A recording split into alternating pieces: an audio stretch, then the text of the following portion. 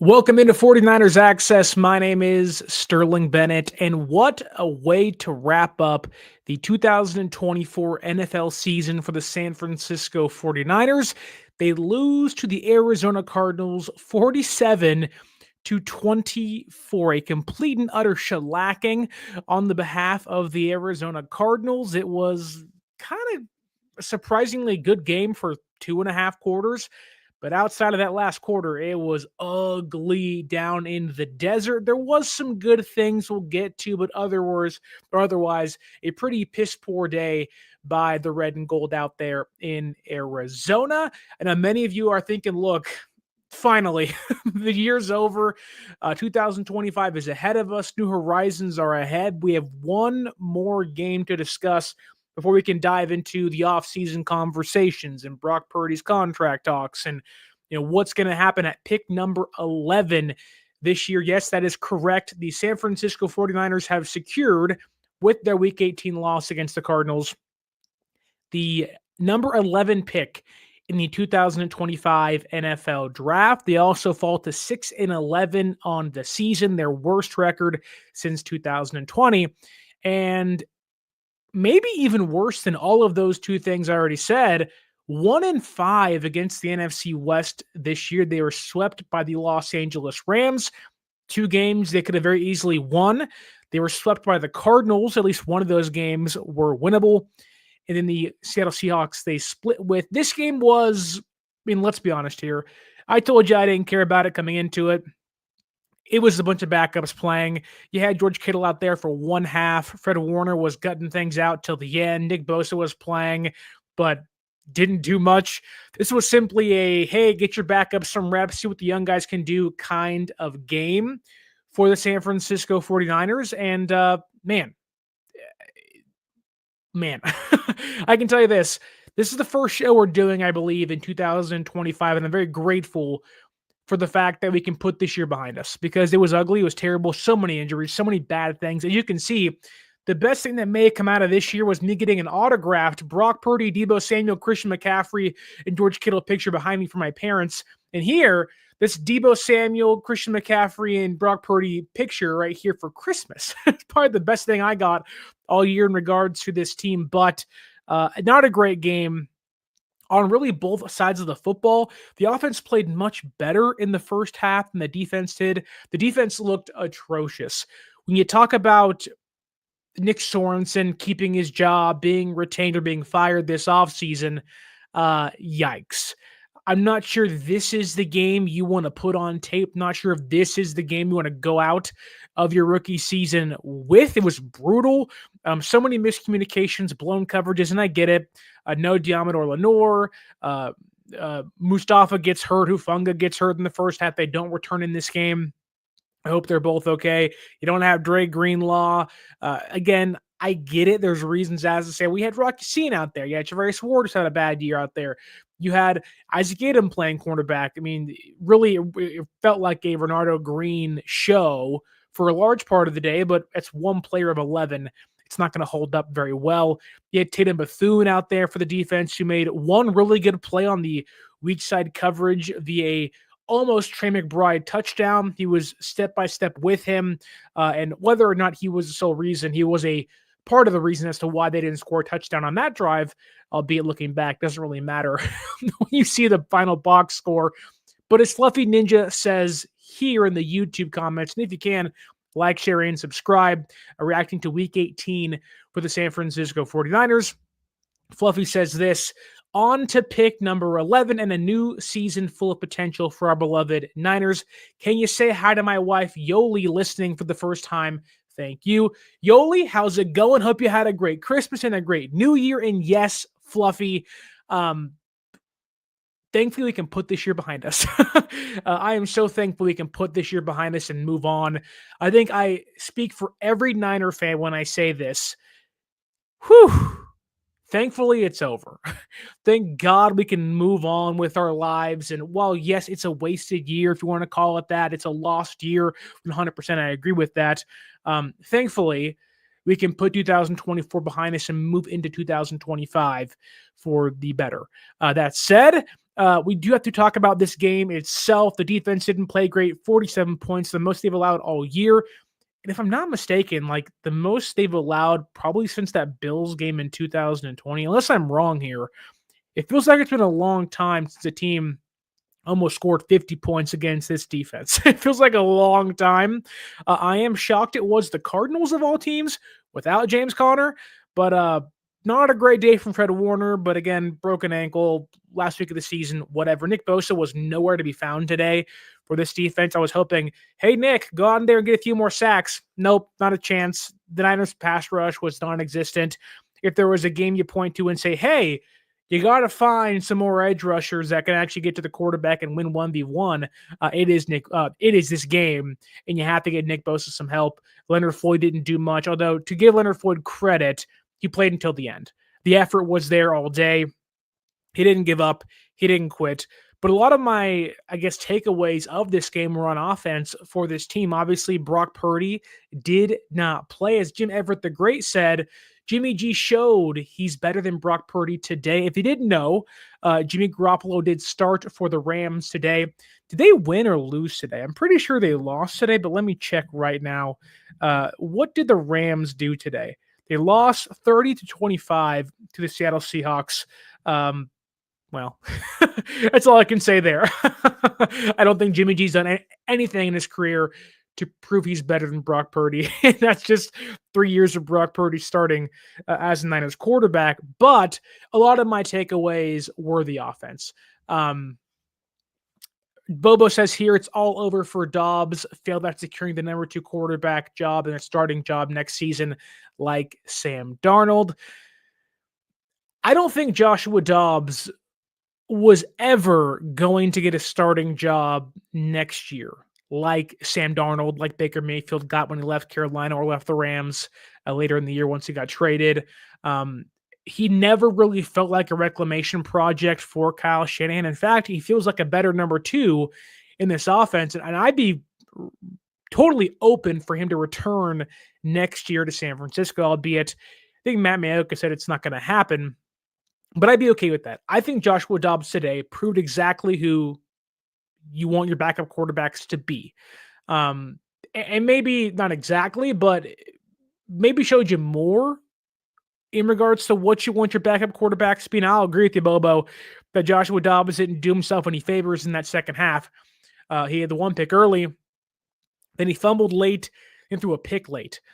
You can argue that last interception was kind of really like off of Pearsall's hands on a bad throw, but then falls right into the lap of a defender where his hands on the ground, not even looking at the football, and it falls right into it. You're like, okay, like that's how this year has gone, whatever. But I don't think Joshua Dobbs inherently played poor in this game. Yes, the box score would tell you otherwise, but he had 43 attempts through the air today, 326 yards, 2 touchdowns, 2 interceptions, 8 carries, 17 yards. He had 1 touchdown. So he had 3 total touchdowns and 3 total takeaways. It's kind of who Joshua Dobbs has always been. And so I don't think he has failed to secure a number 2 quarterback job next year. I just think that the way he put himself or the way he played today is exactly the same situation he was coming into the year. Like he came into this year as a high upside number 2, but a really low ceiling that could either win you a few big games and he can lose you a lot of big games with those turnovers that he has. And that's what happened today.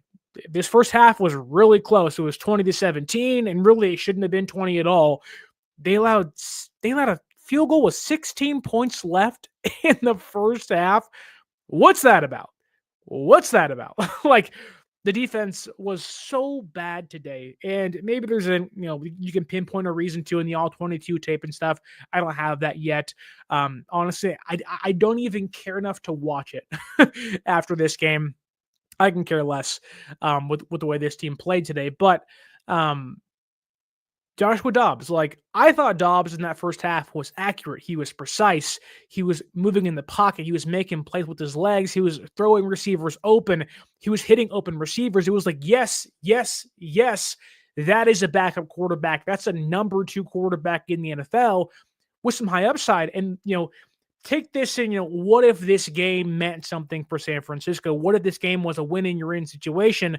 Obviously, when you lose, 47-24, that's a big, big no-no. But in that first half, Joshua Dobbs did everything he could to lead San Francisco to victory. Now, I get it. Late in the game, things fall apart. You don't have Jauan Jennings for almost the entirety of the game. But I thought Joshua Dobbs looked fine. I'm not going to come down his road. He's a backup quarterback. He should have started in Green Bay earlier this year. I don't know why that didn't happen. It just makes no sense. They probably would have lost that game anyways, but it's like, see, he can do a little more.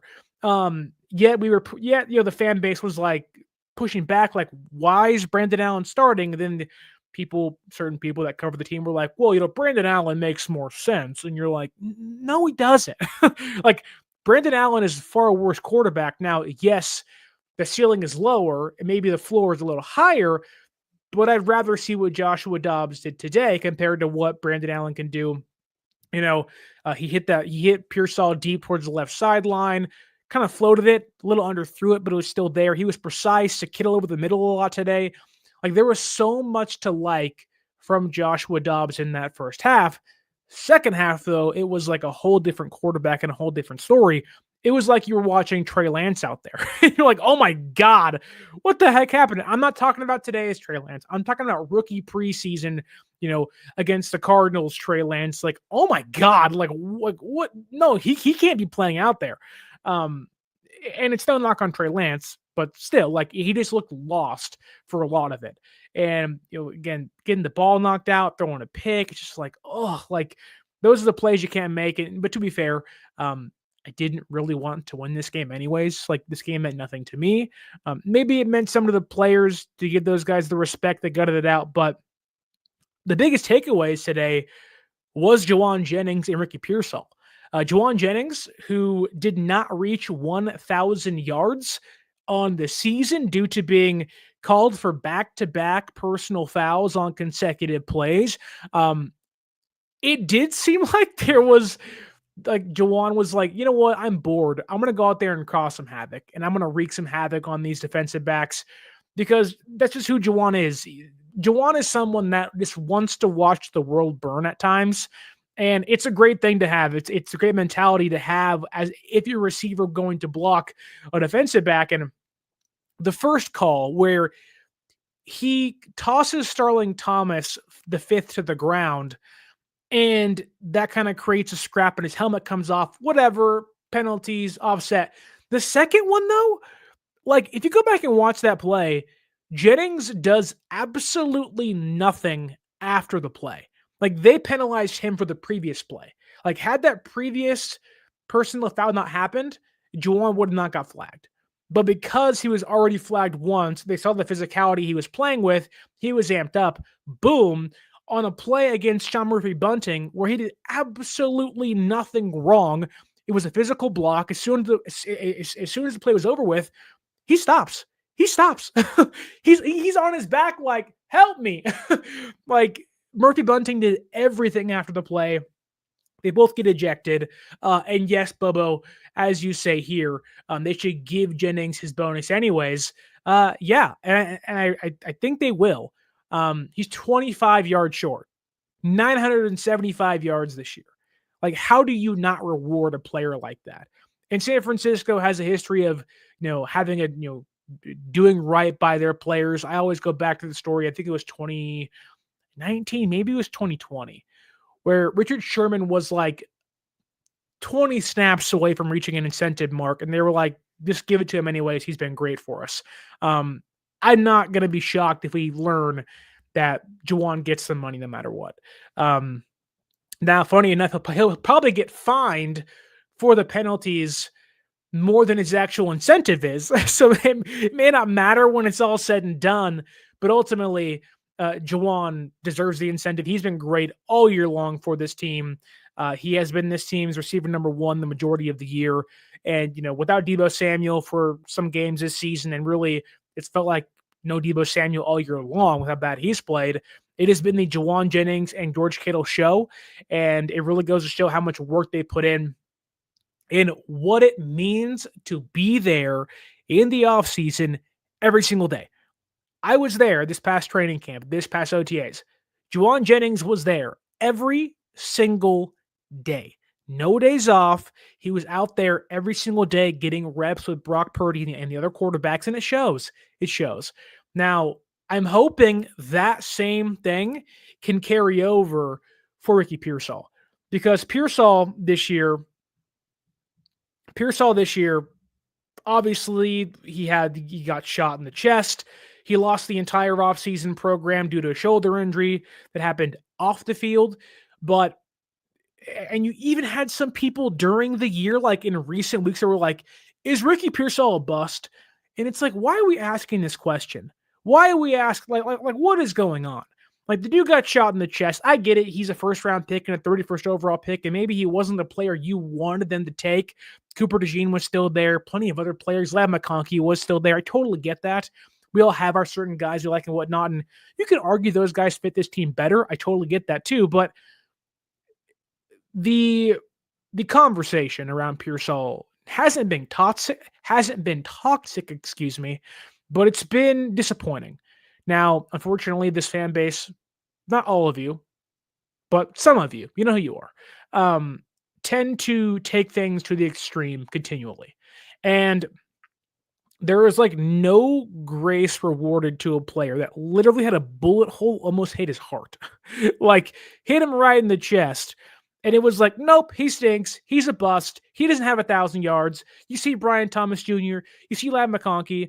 And I think, well, at least I'm hoping that these last 2 weeks or so, we are like, fans are starting to come around. The Buccaneers game was kind of the first glimpse of this when he was pivotal on that final drive to win that football game. But the last 2 weeks, and I get it, they've lost the last 2 weeks, but this team has been relatively competitive against the Lions. And then today for the first half against the Cardinals, Pearsall has been tremendous. Like, in the last 2 games, Pearsall has 18 targets, 14 catches, 210 receiving yards, and 1 touchdown. If you want to average things out, that's 9 targets a game, 7 catches per game, 105 yards per game, and 1 touchdown. That's really good. That's what you want to see as you exit the 2024 season for a player that didn't get the entire offseason, going into the offseason, going into hopefully is a full, complete training camp and OTAs in preseason for him. And it's like, yes, like, we saw glimpses of what made the San Francisco 49ers fall in love with Pearsall at the end of the first round. And I'm hoping that, through my entire draft process stuff, you go back and listen and watch those videos and those podcasts, like, you can see and hear that I'm like, this kid, like, if he can stay healthy, he fits this offense to a T. And we've seen the last 2 weeks, like, yeah, like, these are Ayuk numbers. The way he played today was like Brandon Ayuk. The last 2 weeks have been Ayuk-like. You can see like what the Niners envisioned in Pearsall with Debo and Kittle and Ayuk and Jennings. Like, this is what we're supposed to be having all year long next season. And you're hoping that if they can get Pearsall up to speed in the offseason, and this is what he's going to show for the majority of next year in 2025, you're hoping you can pair this with Kittle and Jennings still playing great football. Maybe Debo is revitalized again, or if he's even here, then you get Brandon Ayuk back sometimes next year, whether it's late or early, who knows when it'll be. But it's like, this is like, this is receiver number 1 stuff. And if you can get this out of him, then my goodness. And look, it's not to say there still aren't mistakes. There certainly are. It's that even throughout the troubles he's gone through, like, don't forget, Malik Neighbors, Ladd McConkey, all the guys you point to and say, wow, they had amazing rookie seasons, had OTAs, had training camp, didn't get shot in the chest, didn't miss the first like 5 or 6 weeks, 7 weeks of the NFL season, and then we're healthy all year long. Now, some of those guys, they're worse quarterbacking, play and whatnot, but it's like, this is what you're going to see, hopefully, is Pearsall being like this. Now, you can't expect 105 yards every single game, but you can expect he's a player that can change the game for you. Now, Cawachito says here, it's amazing how you don't see press man coverage every play when Debo isn't in the game. Well, exactly. And you're hoping that if you can get Pearsall and Ayuk on the field together, it'll open things up for a player like Deebo Samuel underneath, that he can utilize his power and his speed to then be this physical domineering force. Now, then you add in Christian McCaffrey back. Like, you don't want to say like health fixes everything, because I think San Francisco could still be in the playoffs despite the injuries they've had this year. But you can see the vision, and you can see a player like Pearsall, it's starting to click for him.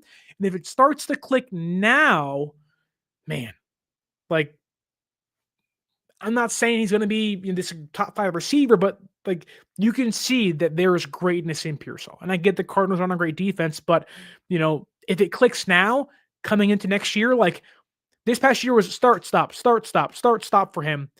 He'll have a running start going in the next year, which will mean so much for him.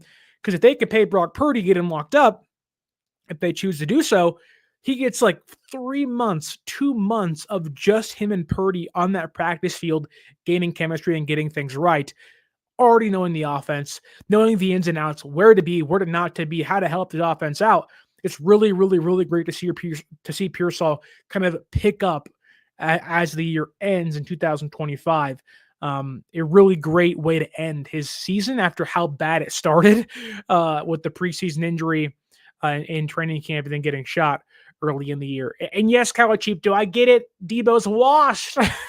He's still got something left. He certainly showed it against the Lions and the Dolphins. You're just like, where was that all year? But I digress.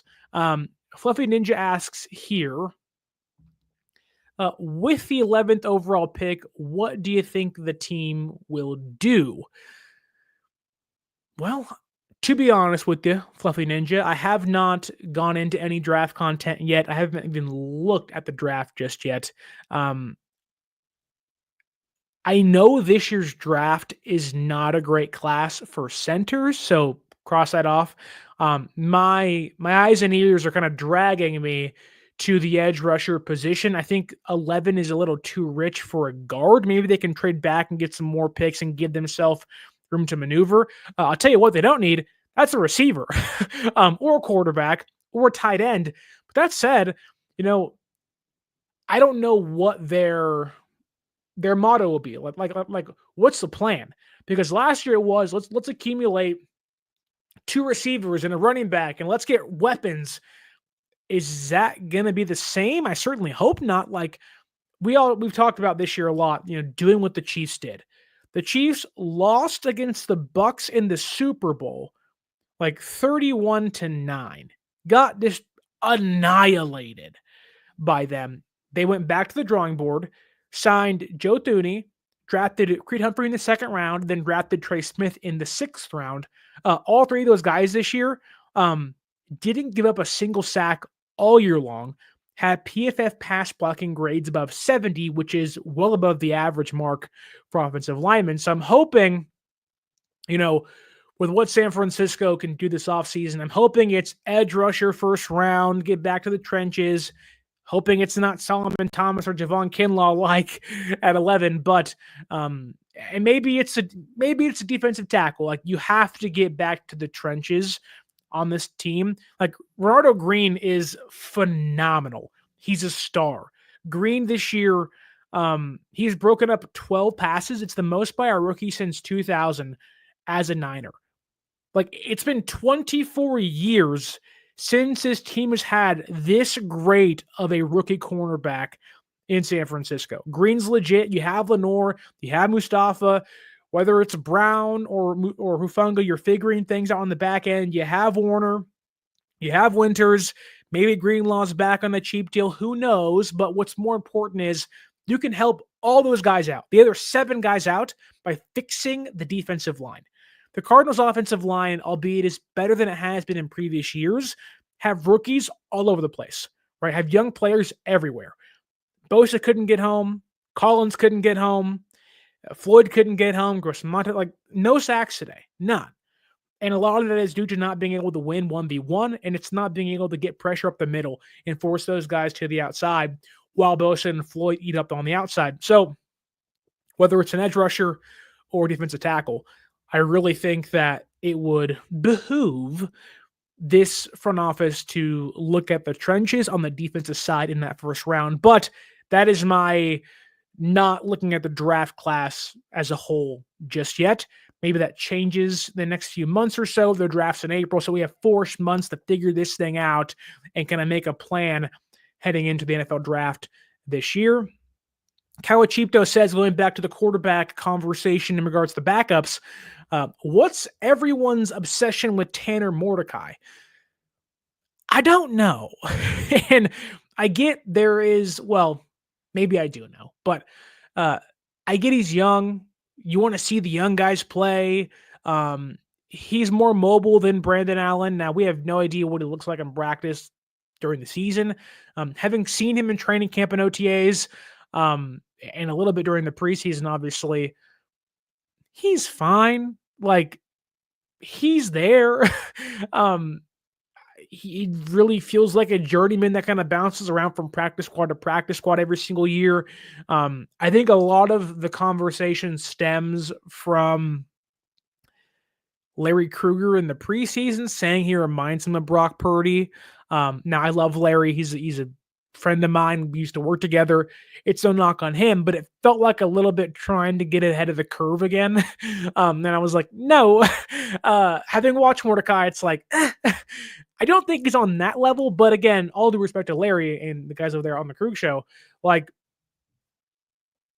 why do we need to see Mordecai? Like, you have Dobbs, you had Allen. Like, Mordecai was never going to play this year.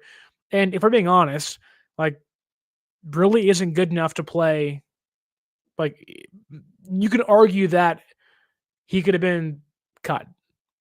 Like, I don't like, of all the people they stashed, it was Mordecai because they knew, like, he's not going to pass through waivers. Nobody's going to pick him up. And usually when no one's picking up your practice squad quarterback, it usually means they're not very good or teams aren't that desperate. Now, maybe that's just me looking into things too much, but it just felt like Mordecai, like, he didn't do much in college. He's a 5th-year player in college, maybe a 6th-year player, actually. Like, he didn't do much in training. Like, he did nothing to make me say he deserves a shot. Never did. Fluffy Ninja says here, I'd like to see Justin Fields come in and be a backup. That'd be fun. I think Fields had a better winning percentage than Russell Wilson this year. I think Wilson was 6-5 and Fields was 4-2. Obviously limitations to Fields' game, but he does win. He doesn't turn the ball over as much as he used to with Chicago. He does have one elite trait that can win you some games. And with the running game like this in San Francisco, I wouldn't be opposed to it. And you have a young quarterback like Fields in Shanahan's system. You talk about like reclamation projects, rejuvenating your career. It's a quarterback like Fields that makes a lot of sense. So I'm not against that. But also don't forget, Trey Lance is a free agent this offseason, so you never know. You never know. No, I'm kidding. Let's see. Kawachipto says that Deebo Samuel sitting was weird to him today. Did someone give them a trade proposal? Maybe if you just plan on cutting him, getting him injured wouldn't matter. I don't think so. I think Deebo got hurt during the week or like tweaked something and was like, hey, I'll see you next year kind of thing. I don't love that, but the same thing goes for Giamador Lenore. He didn't play today because of injury, but I wouldn't look too much into that. One injury, though, that did suck was Isaac Guerendo getting hurt on the first, second drive of the game for San Francisco. Not ideal. Like, honestly, terrible. Like, terrible, terrible, terrible.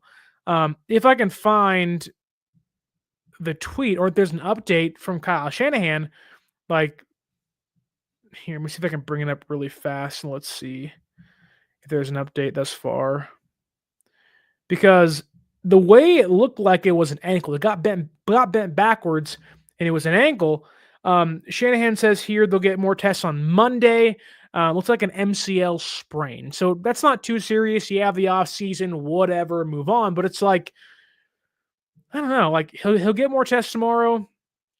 You could have like a mid-foot Lens Frank injury, which is what Jimmy Garoppolo had in 2021. That like cost him the entire year. Or cost him a lot of the year in 2022, I believe, actually. Sorry, excuse me. So Thank God it's the offseason, I guess. That said, when McCaffrey goes down with 2 relatively serious injuries, Mason goes down the shoulder injury, which we'll see what happens to him this offseason. He is a restricted rights free agent, I believe, so they can match any offer he gets on a money sheet and retain him. Mitchell is a free agent, but he always is injured. Guerendo has been hurt all year long, preseason, training camp, all the way to now. Then you have Patrick Taylor Jr. So the Niners have literally like 5 guys that cannot stay healthy for the whole year. So not ideal in regards to the running back situation, but we'll get more tomorrow from Kyle Shanahan. Bobo says here, what about signing a free agent center in the offseason instead? That goes back to the draft conversation we were having about what to do with the 11th overall pick this year. People forget that Jake Brendel's under contract until 2026. Now, what I mean by that is that I want him gone as bad as you do. I think he stinks. I think he sucks. He has called the wrong protections. He's looking back at quarterbacks like, I don't know what happened. Like, no answers to how terrible he's been this year.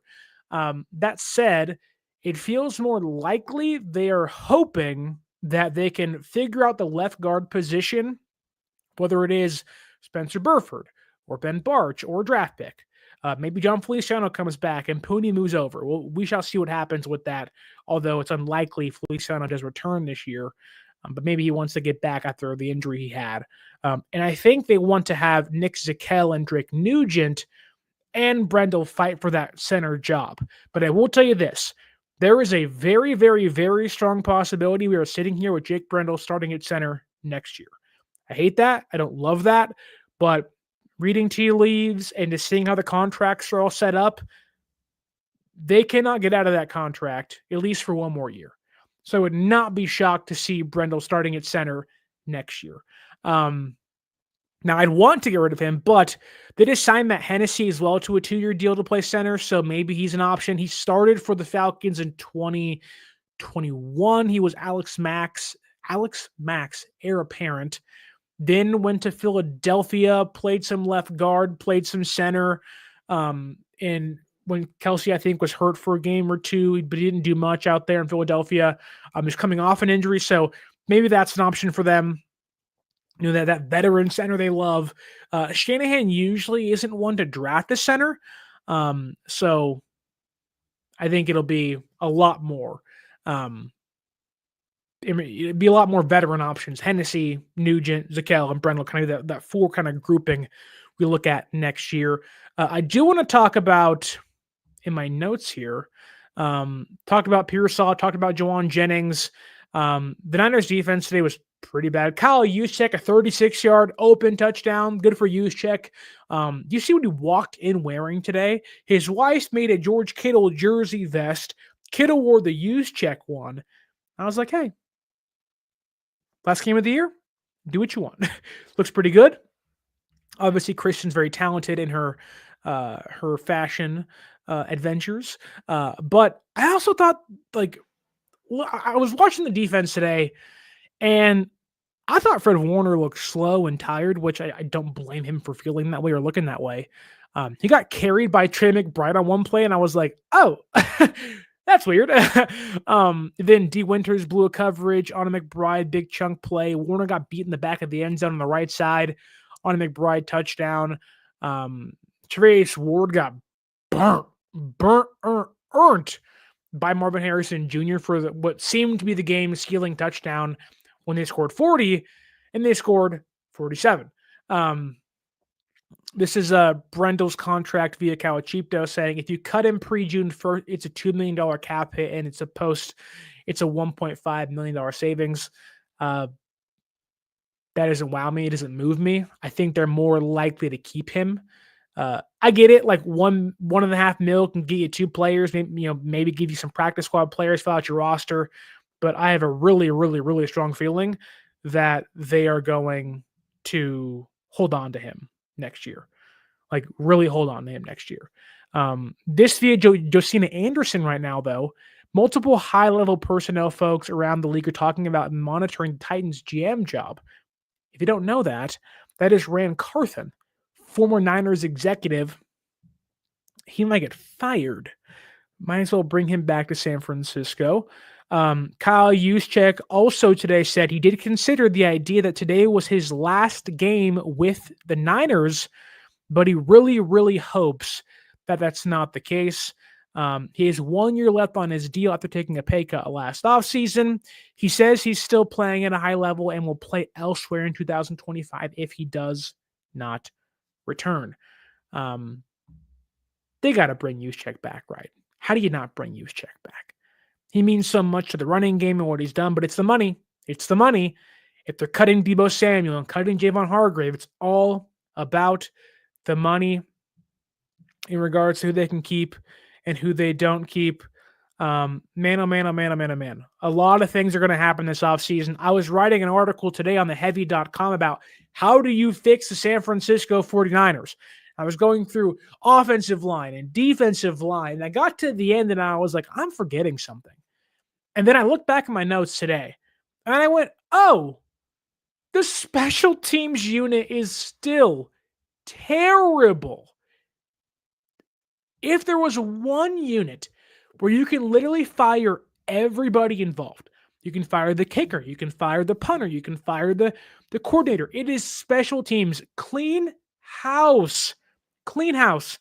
Jake Moody, 1 for 2 today. Missed a 47-yarder. This Niner special teams unit on punt coverage allowed DJ Dallas to run a counter run for 23 yards on a 4th down punt.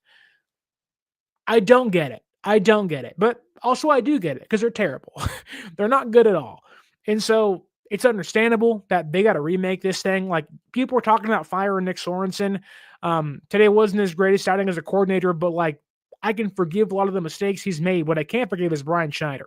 Like, Brian Schneider openly told the media Jake Moody had the perfect workout. Brian Schneider openly told Kyle Shanahan, Jake Moody's the guy. I'm sorry. You are essentially advocating for the quarterback of the special teams unit, and that player's a bust. If a head coach usually drafts a quarterback and they stink and they suck and they're a bust, they get canned. Brian Schneider, you advocated for your dude. You got to go. You got to go. Jake Moody will leave today, finishing 2024 with the second lowest field goal percentage in football, 70.5. Jake Moody barely is making over 69% of his field goals this year. I think he's made 24 of his 34 attempts. That's not including missed PATs. It's not including terrible kickoffs, bad onside kicks. It's not including missed tackles on kick. It's just the whole, it doesn't even include everything else that's wrong with him. It's just the basics of kicking. Jake Moody's the highest drafted kicker in the league today. 3rd round pick, pick 99, pick one, whatever he was in the 3rd round. And he's the 2nd worst kicker in football of the full-time guys. You got to go. You got to go. Bad, bad, bad. I will say this, though, in regards to going back to the quarterback conversation. I'm hoping that today's performance doesn't begin Joshua Dobbs played pretty good for 1 half. Brock Purdy hasn't played that good since, Joshua Dobbs could start next year. It's like, no, don't do that. Hey, it's week 18. The year's over with. It's kind of the whimper to go out on. I do want to give the Niners credit, though, because they really did fight in that first half.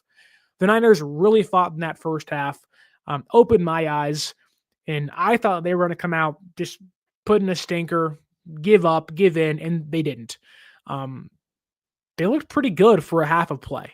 Second half, more of attrition wears in, then you get your butt kicked. But, the box score, 47-24, to me, doesn't really dictate how this game went. You can just tell in that 3rd quarter the wheels fell off, and it was like, here we go, But other than that, this has been your 2024 NFL season. The San Francisco 49ers finished 6-11. They are 1-5 in the NFC West this year. They get swept by the Rams and swept by the Cardinals, and they tuck their tails headed into one of the most pivotal off seasons under the Shanahan and Lynch regime. They have to re-sign Brock Purdy to a big contract or not. They will, but maybe they don't. They will. They have to decide what to do with Deebo Samuel and Javon Hargrave. We'll debate that, I'm sure, all off season long. They have to make the right picks in the NFL draft. They have to rebuild the offensive line. You have Trent Williams. If he can stay healthy next year, the ankle's a ticking time bomb. You don't know what's happening at left guard. Maybe it's Ben Barch. Maybe it's Burford. Maybe it's somebody else. You have Jake Brendel. You don't want Jake Brendel. What are you going to do there? You have Pooney. He's a lock. McKivitz is fine. Whatever. He ain't the problem. Got to fix the interior. And on defense, well, you got Hargrave. What do? You have Bosa. He's great, but Collins was okay. Floyd was okay. You got to find the other dog next to Bosa. You want to be this vaunted, feared defense again. I'm looking at Pittsburgh, Nick Herbig, Alex Highsmith, TJ Watt, Cam Hayward. The dogs are up front. We need some more dogs in the kennel ready to pounce as soon as them gates open up. San Francisco has one dog, and his name is Nick Bosa, and that is it. Do you bring back Dre Greenlaw? What do you do there? I think they'll try. I think his price tag will be relatively low, but then Talanoa Hufanga, what do you do with him? Do you trust Jair Brown? Do you draft a new safety? I don't know what San Francisco is going to do. Then, of course, you have the bigger questions. What happens to Nick Sorensen? Do you fire your defensive coordinator 2 years in a row? I don't think it'll happen, but if Jeff Ulbricht's out there, maybe things change. Niner Media says, what's going on? Sterling, what's going on Niner Media? Welcome to the offseason. Yes, sir. Welcome to the offseason. It feels great. No football for the Niners next week. We're going to sit back, relax, and laugh at every other team that trash talked us all year and then loses in the first round. Like, I love that. Teams trash talk all year long. Oh, the Niners stink. They're so bad. Then they get their butts kicked and lose in heartbreaking fashion in the first round. And you're like, hey, at least when we go, we make it relatively competitive. We go all the way. We may lose when we get all the way, but at least we go deep. Y'all are first round exiters all the time. I love that. I love that. I love that. He thinks Hargrave is gone. I think it depends on the free agent market. The money to be saved, like, it's there, but like, pros and cons. I haven't looked into it too much just yet, but it's certainly an option. And he says Trent Williams may retire. Bobo adds Trent should retire, but he won't collect at least $30 million.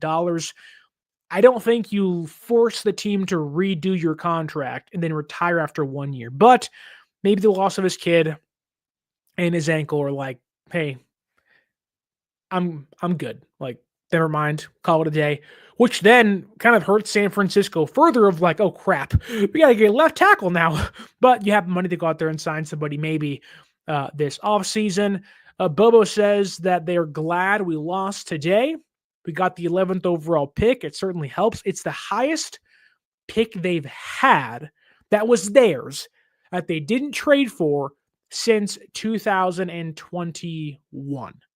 Because they had 12 in 2020, traded back to 13. Then they had 12 in 2021, I believe, because it was Buckner. They traded Buckner away for 12, traded it back at 13 with the Buccaneers. They got worse. Yikes. We got Kinlaw. Ugh. Then the next year was the Lance trade up. So yeah. This is their pick, the highest one since 2020. So yeah, good time to need interior defensive linemen and edge rushers. They ain't got great centers this year. The receiver class ain't as good. It kind of pays to have a top 10 pick this year, which they're one outside of. So we shall see when the time comes what San Francisco does. But it does suck the team has lost 7 of 8 games to end their season. Yeah, like, I will say this though, not this game, but the Lions game to me, like, gave me hope that next year will be so different. Like, this team was still banged up, they were broken, but they gave a valiant effort against what has been the best team in the NFC, not named the Vikings, and arguably the best team in football, not named the Chiefs, all year long. And I get they're banged up too, but it's like that game was like, okay, like San Francisco still has amazing football ahead of them. Unfortunately, it's capped off by a 47-24 loss to end their season, but time will tell. I know we have a Vikings and Lions game to watch right now on Sunday Night Football, so I'm going to dip out, but welcome to the 2025 NFL offseason. Thank you so much for watching every preview and reaction podcast and show this year. Thank you so much. It was a record year for the show. Hit over 1,000 subs on YouTube. Hoping to reach even more in 2025. Hope you had a great new year. Hope you had a wonderful Christmas. If you want to follow us on social media at 49ers_access is the X or Twitter. 49ers.access is the Instagram. Both those places are going to have tons of draft content this year alongside this very YouTube channel. We're talking breakdowns, top 10s, scouting reports, all of that for you, and plenty of mock drafts to get those wheels spinning as we embark on the draft season leading into free agency in the next few months or so. Don't forget to like, share, subscribe. The NFL season may be over for the Niners, but MLB season's around the corner. NBA season's in full swing, and the playoffs are here in the NFL. If you are like, look, Niners stink, but I still want to watch some live football, go to SeatGeek.com and use our promo code 49ersaccess, 49 ERS ACCESS at SeatGeek.com and save yourself $20 off your first purchase. Stay tuned for Black Monday tomorrow when coaches get fired everywhere. As Bubba says here, somebody better get fired tomorrow. I tell you, it won't be Kyle Shanahan, but it might be Nick Sorensen, and it very well should be Brian Schneider. Gerard Mayo already got fired today, so we'll see who else is on the chopping block on Black Monday tomorrow. Thank you so much for watching. Don't forget to like, share, subscribe. And for the last time in the 2024 NFL regular season, my name is Sterling Bennett, asking you to sorry, there's some comments here on the chat cracking me up at the very top. But don't forget to like, share, subscribe. And for the last time in the 2024 regular season, my name is Sterling Bennett. And until next time, stay faithful.